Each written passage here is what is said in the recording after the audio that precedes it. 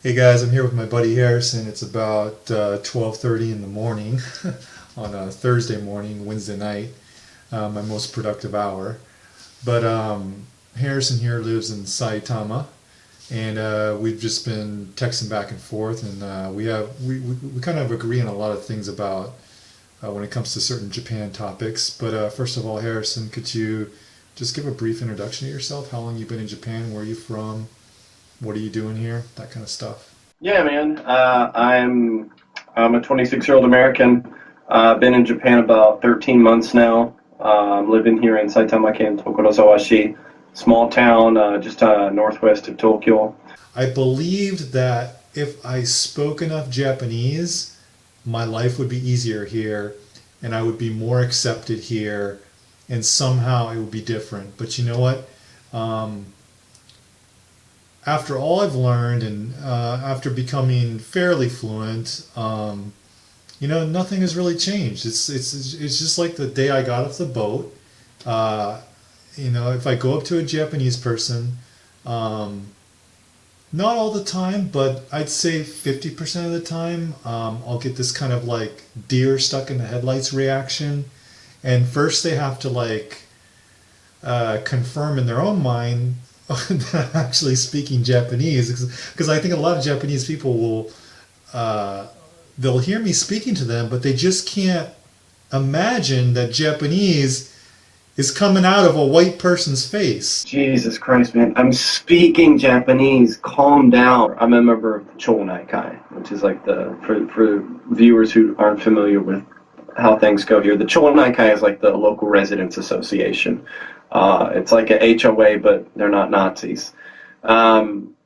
But anyhow, so I'm a member of the Chonai-kai. What even possessed you to get in to join something like that in the first place? Even if I was aware of something like that, I wouldn't even try to join because I know that I would get overlooked. I'm probably less than the token gaijin there. Yeah, I was sitting at a table with a bunch of old farts, and this fucking idiot, this idiot old guy looks at me and he just stares at me for a few minutes, and I kind of look at him and then I look away and then I look back and then he finally moves to speak, and all he says is he says country, and I knew of course I immediately knew where this bullshit was going.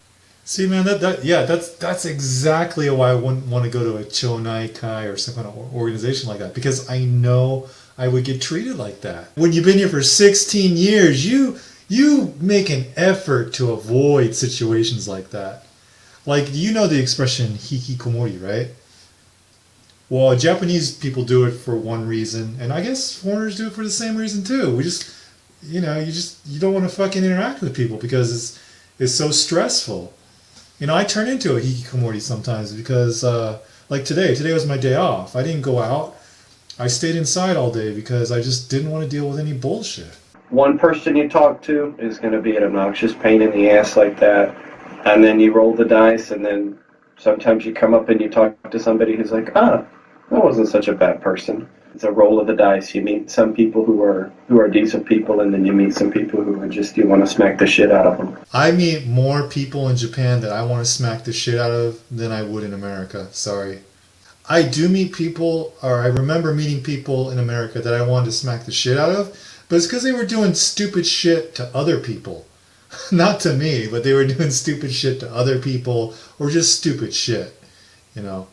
Um, but here, it's like I really want to smack the shit out of them because specifically of stupid shit they're doing to me.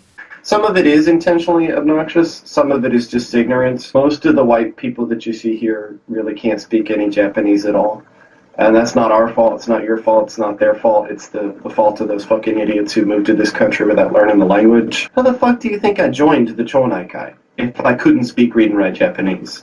Like, I had to go to the city office, ask for the information, call the number, talk to the kaicho, write down my address, apply, pay money, all that shit. You think I did that shit in English? Like, what are you thinking? Like, how fucking stupid can you be? The number one stressful thing for me about living in this country is the people that I work with. Even when they figure out that I can speak Japanese, and even when my Japanese is better than their English, they'll still try to speak English.